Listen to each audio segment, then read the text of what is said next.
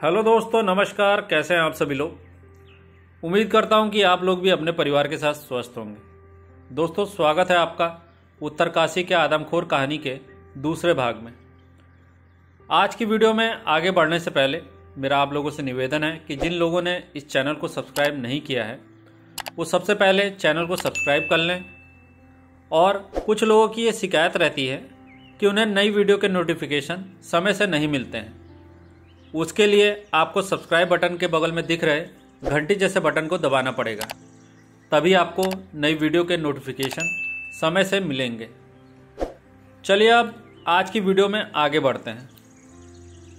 कहानी के पिछले भाग में आपने सुना था कि जनवरी 2004 के पहले हफ्ते में लखपत सिंह रावत अपने दो साथियों के साथ उत्तरकाशी के आदमखोर लेपर्ड को मारने के लिए उत्तरकाशी पहुंच चुके थे। लखपत सिंह के यहाँ पहुंचने से पहले इस आदमखोर ने दो छोटे बच्चों को अपना शिकार बना लिया था। यहाँ पहुंचकर इन्हें एक बात पता चली कि इस क्षेत्र में 40 किलोमीटर के दायरे में लोग आदमखोर द्वारा मारे जा रहे हैं। इसलिए सरकार का यह मानना था कि यहाँ पर एक से अधिक आदमखोर लेपर्ड हैं, जबकि अभी तक के प्रयासों से लखपत सिंह को ऐसा लग रहा था कि ये सभी घटनाएं सिर्फ एक लेपर्ड की करिस्तानी है। कई दिनों तक लखपत सिंह ने अपने साथियों के साथ दिन और रात दोनों समय जंगल में गश्त किया, लेकिन उनका सामना इस लेपर्ड से नहीं हुआ था। जब लखपत सिंह अपने साथियों के साथ एक बकरे को बांधकर पास के एक पेड़ पर मचान बनाकर बैठे हुए थे, तब रात में 1 बजे तक लेपर्ड वहां नहीं आया था और जो बकरा उन्होंने मचान के नीचे बांधा था वो तसल्ली से सो रहा था। इसलिए लखपत सिंह जान गए कि वो लेपर्ड इस जगह के आसपास नहीं है। वहां पर पूरी रात बैठना व्यर्थ ही होता, इसलिए वो सभी लोग गांव में वापस आ गए, जहां पर एक कमरे में उनके और उनके साथियों के सोने के लिए व्यवस्था की गई थी। जब वो सोने ही जा रहे थे तभी उन्हें कुछ लोग ऊपर की तरफ गांव में आते हुए दिखाई दी। इतनी रात में इन लोगों को टॉर्च जलाकर अपनी तरफ आता हुआ देख लखपत सिंह समझ चुके थे कि लेपर्ड ने किसी दूसरी जगह पर किसी इंसान को अपना शिकार बनाया है। इसलिए ये लोग इतनी रात में उनके पास ये खबर पहुंचाने के लिए आ रहे हैं। दरअसल लेपर्ड ने उस जगह से 35 किलोमीटर दूर एक छोटी बच्ची को मार डाला था।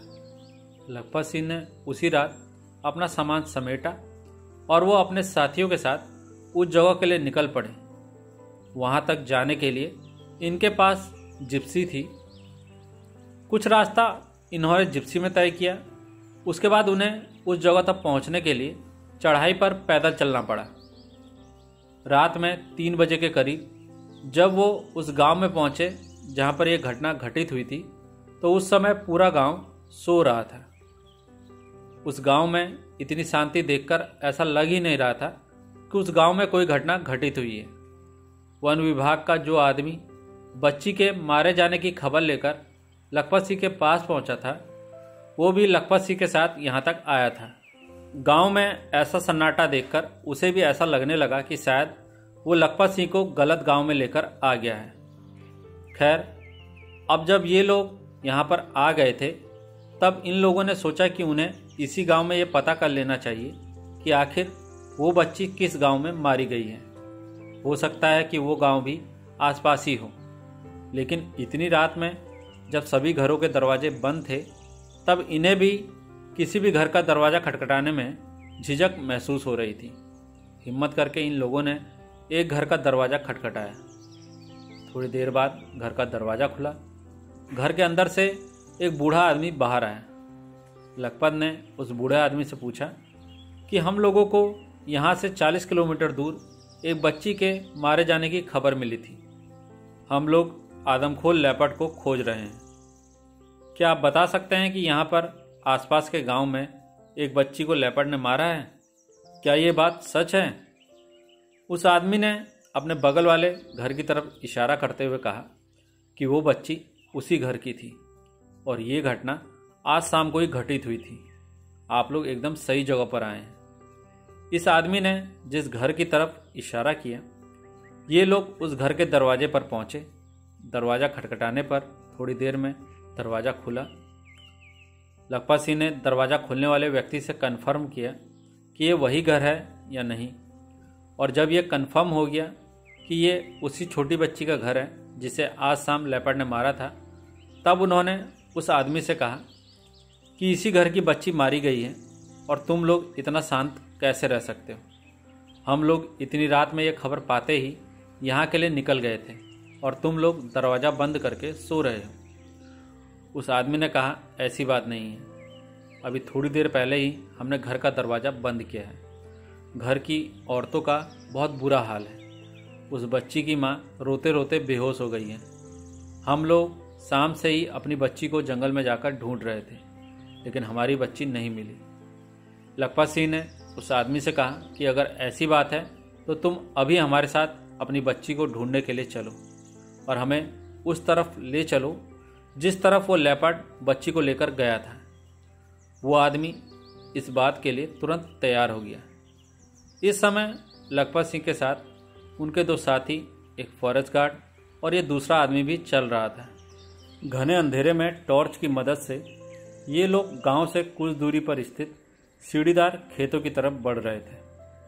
लखपत सिंह ने अपने साथियों से कहा कि वो लोग बहुत सजग होकर आगे बढ़ें। ये आदमखोर लेपर्ड कभी भी हमला कर सकता है। इतने सारे लोगों में सिर्फ लखपत सिंह के हाथ में ही राइफल थी, इसलिए लखपत सिंह जानबूझकर उन लोगों को खुली जगह के आसपास से ही आगे ले जा रहे थे। जब एक जगह पर खेत खत्म होकर पहाड़ी जंगल शुरू हो गए थे, तब लखपत सिंह वहीं पर रुक गए। लखपत ने अपने हाथ में लिए टॉर्च को अलग अलग जगह की तरफ चमकाना शुरू किया। लखपत सिंह कहते हैं कि अंधेरे में लेपर्ड को खोजने के लिए टॉर्च को लगातार तेज तेज हिलाते रहना पड़ता है। अगर आप धीरे धीरे करके एक एक जगह पर रोशनी मारते जाएंगे, तब वो लेपर्ड टॉर्च की रोशनी देखकर छुप जाएगा। लेकिन जब टॉर्च की रोशनी बार बार हिलती रहती है, तब वो लेपर्ड टॉर्च की तरफ देखकर ये पता करने की कोशिश करता है कि वहाँ पर ये लाइट कौन सी चमक रही है। और जैसे ही टॉर्च की रोशनी लेपर्ड की आंखों पर पड़ती है, तब लेपर्ड की आंखें चमकने लगती हैं। इन आंखों के चमकने पर ही लेपर्ड की पोजीशन का पता चलता है। इसलिए लखपत सिंह लगातार टॉर्च को हिलाते हुए रोशनी मार रहे थे। लखपत के साथ साथ उनके दोनों साथियों के हाथ में भी टॉर्च थी और वो भी इसी तरह टॉर्च को चमका रहे थे। वो सभी दूर दूर तक रोशनी मार रहे थे। वहीं पर एक बहुत बड़ी पत्थर की चट्टान थी जिस पर लेपर्ड लेटकर लखपत सिंह और उनके साथियों की तरफ देख रहा था। लखपत सिंह इस बात से अनजान थे। लेपर्ड जिस चट्टान पर लेटा हुआ था, वो चट्टान लगभग 60 फीट ऊंची थी। इतनी ऊंची चट्टान पर बैठने के कारण लखपत सिंह चट्टान के नीचे ही रोशनी मार रहे थे। लेकिन अचानक से जब एक बार उनकी टॉर्च की रोशनी चट्टान के ऊपर पड़ी, तब उन्हें लेपर्ड की दो आंखें चमकते हुए दिखाई दी। लखपत सिंह समझ गए कि लेपर्ड चट्टान के ऊपर से उन लोगों पर नज़र रख रहा है। लखपत सिंह ने अपने टॉर्च को अपने साथी के हाथ में पकड़ाया और उससे कहा कि वो चट्टान के ऊपर रोशनी मारे। लेपर्ड ऊपर ही बैठा है। लखपत सिंह ने अपनी बंदूक का निशाना लेपर्ड पर साध दिया, लेकिन इससे पहले कि वो गोली चला पाते, लेपर्ड अपने पीछे की तरफ चट्टान से कूदकर भाग गया। एक बार फिर से लेपर्ड अंधेरे में गायब हो गया था। लेपर्ड बहुत चालाक था। उसने चट्टान के नीचे ही कहीं पर बच्ची की लाश को छुपा दिया था और वो शाम से ही चट्टान पर बैठकर बच्ची को ढूंढने आए लोगों की हरकतों पर नज़र रख रहा था, जबकि बच्ची को ढूंढने वाले सभी लोग लेपर्ड की पोजीशन से अनजान थे। बच्ची को लेपर्ड द्वारा ले जाने के तुरंत बाद से ही लड़की के घर वालों ने लेपर्ड का पीछा करना शुरू कर दिया था। इसलिए ऐसा हो सकता है कि लेपर्ड ने अभी तक लड़की को नहीं खाया था और वो बस अपने मौके का इंतज़ार कर रहा था कि कब ये लोग गांव में वापस लौटें और वो अपना शिकार खाए। बच्ची के परिवार वाले बहुत देर तक अपनी बच्ची को खोजते रहे थे और जब उन्हें वो बच्ची नहीं मिली, तब वो रात में 2:45 बजे के करीब अपने अपने घर को वापस चले गए थे। इन लोगों के वापस लौटने के बाद अभी उस लेपर्ड ने अपने शिकार को खाना शुरू ही किया था कि तभी लखपत सिंह अपने साथियों के साथ वहां पहुंच गए थे। इनको यहां आते देख लेपर्ड फिर से चट्टान पर चढ़कर इन लोगों पर नज़र रख रहा था। लखपत सिंह ने अपने साथियों से कहा कि वो लेपर्ड ज़्यादा दूर नहीं गया होगा और वो ज़रूर कहीं से छिपकर हम लोगों पर नज़र रखने की कोशिश कर रहा है। इन लोगों ने फिर से चारों तरफ टॉर्च को चमकाना शुरू कर दिया। अगली बार लेपर्ड की आंखें नीचे की तरफ खेत के पास दिखाई दी। जैसा कि मैंने आपको पहले ही बताया है, पहाड़ों में सीढ़ीदार खेत होते हैं। आप ऊपर के खेत पर खड़े होकर नीचे के सभी खेतों को पूरा नहीं देख सकते हैं। खेतों के किनारे बनी मेड़ ऊंची नीची होती है, जिसके कारण लेपर्ड खेत के मेड़ के किनारे किनारे छुपते हुए फिर से वहाँ से भाग लिया। उसके वहाँ से जाते ही वहाँ से कुछ दूरी पर स्थित गांव में कुत्तों ने भौंकना शुरू कर दिया, जिसका मतलब था कि अब लेपर्ड उस दूसरे गांव के पास से गुजर रहा था और कुत्ते उस लेपर्ड को देखकर भौंक रहे थे। लखपत ने अपने साथियों को बताया कि अब लेपर्ड वहाँ से दूर जा रहा है। लेपर्ड जिन खेतों के किनारे किनारे चलता हुआ उस दूसरे गांव की तरफ गया था, उनमें से कुछ खेत हाल फिलहाल में ही जोते गए थे।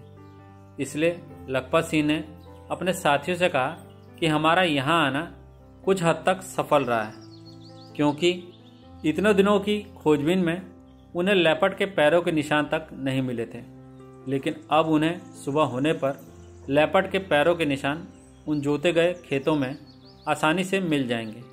और अब उन्होंने लेपर्ड को भी देख लिया था। ये लेपर्ड आकार में बहुत बड़ा था और देखने से लखपत सिंह ने अनुमान लगाया कि इस लेपर्ड की उम्र 14 से 15 साल रही होगी। थोड़ी देर में ही सुबह होने लगी।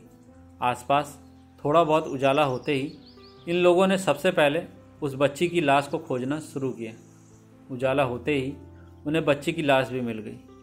उस बच्ची की लाश उसी बड़े पत्थर के नीचे लेपर्ड ने एक पेड़ की जड़ पर छुपाई थी, जिसके ऊपर बैठकर वो उस बच्ची की लाश की निगरानी कर रहा था।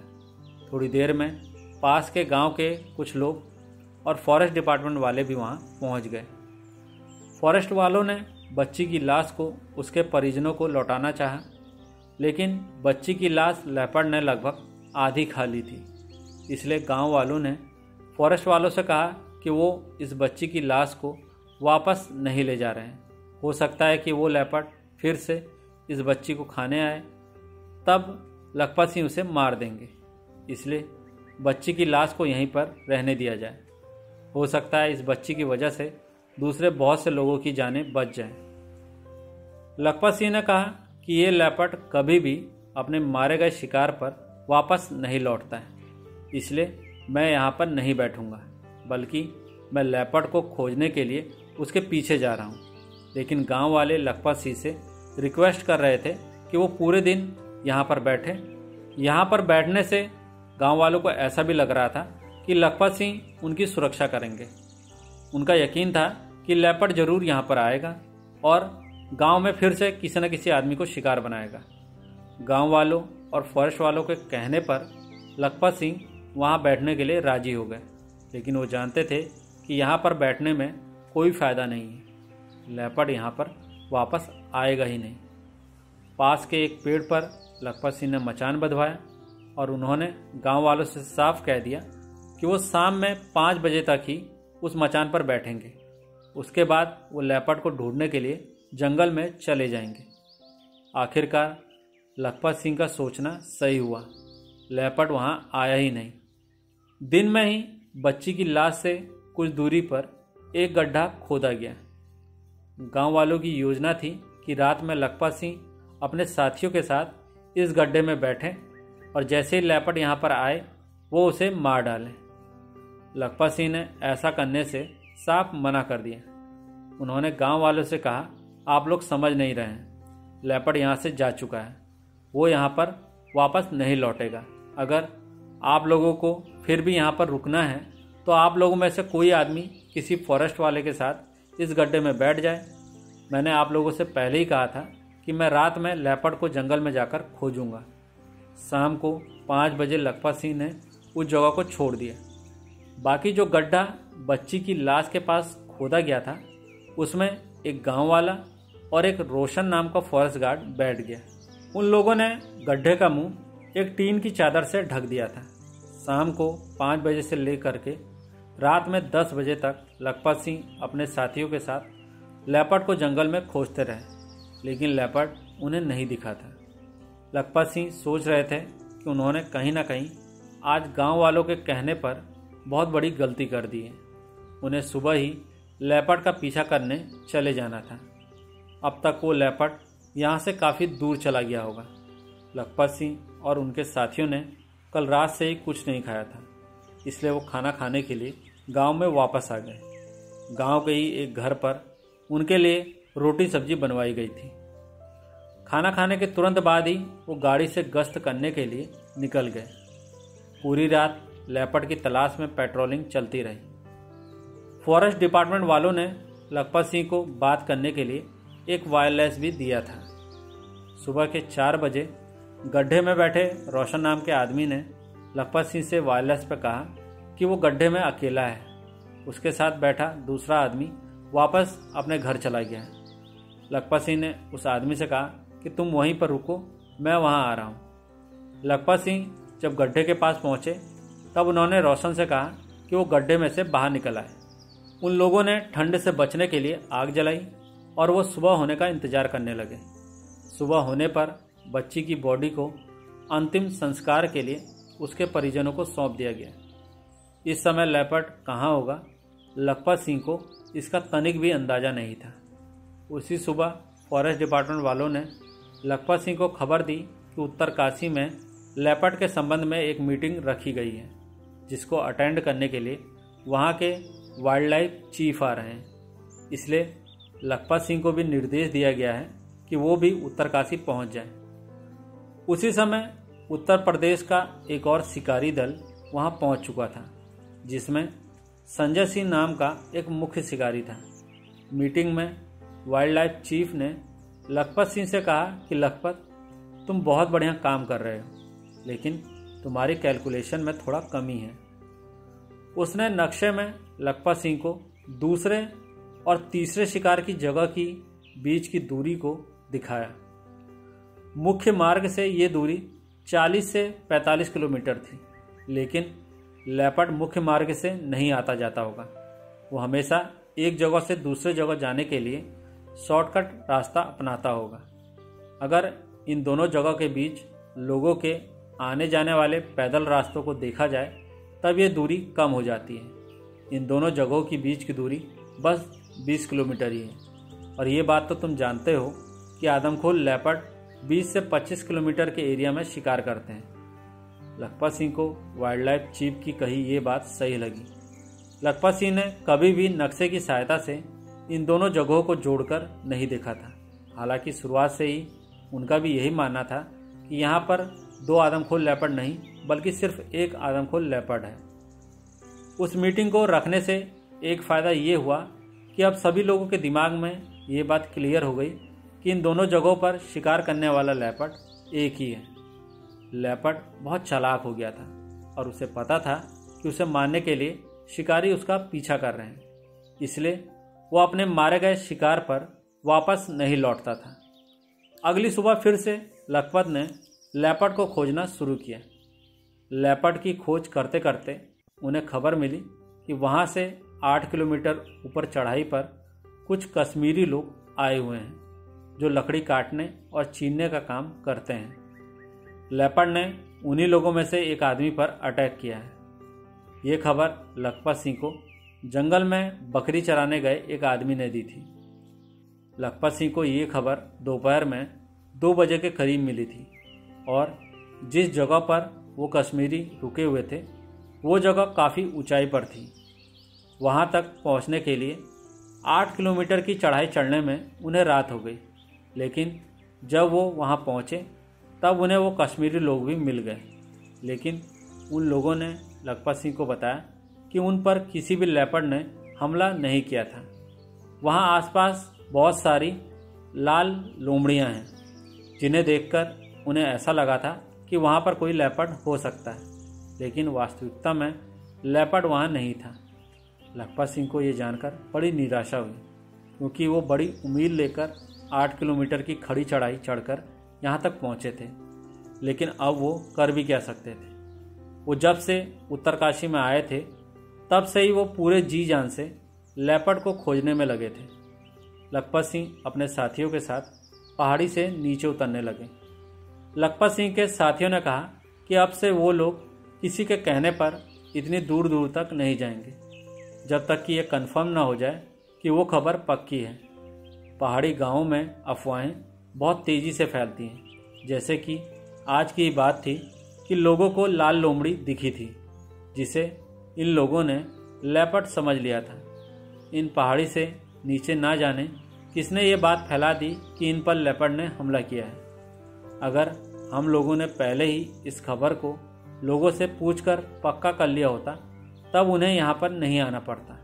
सिर्फ एक आदमी के कहने पर हम लोग यहाँ पर आ गए थे। ये सभी लोग आपस में बातचीत करते हुए नीचे उतर रहे थे कि तभी लखपत सिंह को वायरलेस पर एक और खबर दी गई कि वहाँ से 13 किलोमीटर दूर लेपर्ड ने फिर से किसी इंसानी बच्चे का शिकार कर लिया है। लखपत सिंह को जब यह खबर मिली तो उनका दिमाग एकदम चकरा गया। वो लोग यहाँ लेपर्ड को ढूंढ रहे थे और लेपर्ड यहाँ से 13 किलोमीटर दूर था। लखपत सिंह कहते हैं कि वो ये नहीं समझ पा रहे थे कि लेपर्ड ज़्यादा चालाक था या हम ही इतना ज़्यादा बेवकूफ़ थे जो लेपर्ड की पोजीशन का पता नहीं लगा पा रहे थे। ऐसा लग रहा था जैसे लेपर्ड पहले इन लोगों की पोजीशन का पता करता था और जिस दिशा में ये लोग जाते थे ये लेपर्ड ठीक उसकी उल्टी दिशा में जाकर लोगों को मारता था।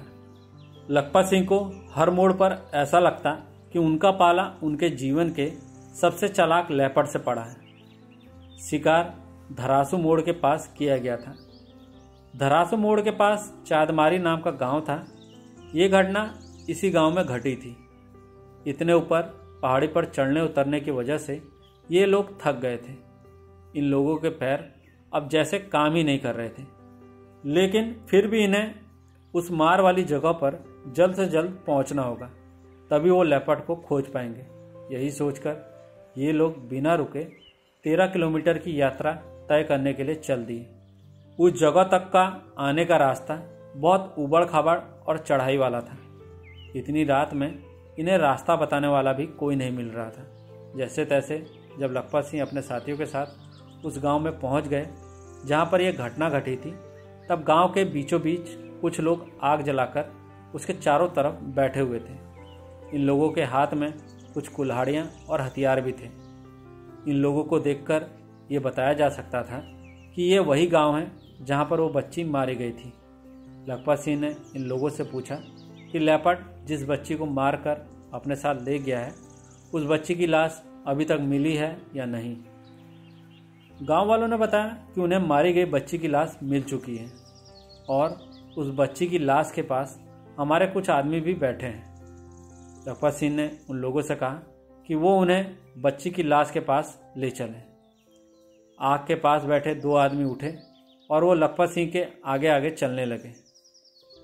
लखपत सिंह जब मारी गई बच्ची की लाश के पास पहुंचे तब उन्होंने देखा कि वहां मौजूद कुछ लोगों ने लाश के पास ही आग जलाई हुई थी। लखपत सिंह ने उन लोगों से पूछा कि तुम लोगों ने यहाँ पर आग क्यों जलाई है। उन लोगों ने कहा कि उन लोगों ने ठंड से बचने के लिए और लेपर्ड को इस जगह से दूर भगाने के लिए यहाँ पर आग जलाई थी। हम लोग जानते थे कि फॉरेस्ट डिपार्टमेंट की तरफ से आपको यहाँ पर भेजा जाएगा और हम लोगों से कहा गया था कि जब तक लखपत सिंह यहाँ पर नहीं पहुँचते हैं तब तक लेपर्ड को बच्ची की लाश को खाने ना दिया जाए। इसलिए हम लोग यहाँ पर आग जलाकर बैठे थे। लखपत सिंह ने तुरंत आग को बुझवा दिया और उन्होंने बाकी के लोगों से कहा कि वो लोग वहाँ से चले जाएं। अब आगे का काम लखपत सिंह अपने साथियों के साथ संभाल लेंगे। लखपत सिंह ने देखा कि लेपर्ड ने बच्ची के गले पर बहुत गहराई तक काटा हुआ था, जिसके कारण बच्ची की गले की नसें कट चुकी थी और ज़्यादा खून बह जाने की वजह से उसकी मौत हो गई थी। सुबह के 5 बज चुके थे और थोड़ी देर में उजाला होने ही वाला था। लखपत सिंह ने अपने साथियों से कहा कि वो लोग पास के गांव में चले जाएं और वहाँ से मचान बनाने के लिए एक चारपाई और रस्सियाँ लेकर अपने साथ लेते आए। थोड़ा थोड़ा उजाला होना शुरू हो गया था और लखपत ने अपने साथियों को गांव में वापस भेज दिया था। इस समय लखपत सिंह बच्ची की लाश के पास अकेले बैठे हुए थे। तभी उन्हें ऐसा लगा कि लेपर्ड आसपास ही है और वो उन्हें देख रहा है। लखपत सिंह तुरंत उठकर खड़े हो गए और वो अपने चारों तरफ बहुत बारीकी से देखने लगे। उन्हें लेपर्ड नहीं दिखा। थोड़ी देर बाद उन्हें वहाँ से कुछ दूरी पर एक लकड़ी के टूटने की आवाज़ सुनाई दी, जो शायद लेपर्ड के पैर के नीचे दबने से टूट गई थी। इस आवाज़ को सुनकर लखपत सिंह समझ गए कि लेपर्ड अब वहाँ से दूर जा रहा था। पहली बार लेपर्ड अपने मारे गए शिकार पर वापस लौटा था, लेकिन जब उसने लखपत सिंह को बच्ची की लाश के पास बैठे देखा, तब वो झाड़ियों के अंदर से ही लखपत सिंह को देख रहा था। हो सकता है कि उसने लखपत सिंह के हाथ में राइफल देख ली थी, इसलिए उसने लखपत सिंह पर हमला नहीं किया था और वो वापस लौट गया था। लगभग आधे घंटे बाद जब लखपत सिंह के साथी वापस लौटे, तब लखपत सिंह ने अपने साथियों को बताया कि लेपर्ड यहाँ पर वापस आया था और हो सकता है कि वो फिर से यहाँ पर वापस लौटे, इसलिए हमें जल्द ही मचान तैयार करना होगा। लगभग 1.5 घंटे की मशक्क़त के बाद पास के एक आंवले के पेड़ पर मचान बनकर तैयार हो गया। अब बारी थी उस मचान पर बैठने की। ये मचान ज़्यादा बड़ा नहीं था, उस पर सिर्फ 2 आदमी ही बैठ सकते थे, इसलिए लखपत सिंह हीरा के साथ मचान पर बैठ गए। दोपहर का खाना लखपत सिंह के लिए मचान पर ही पहुंचा दिया गया, लेकिन सुबह के बाद लेपर्ड वहां नहीं आया।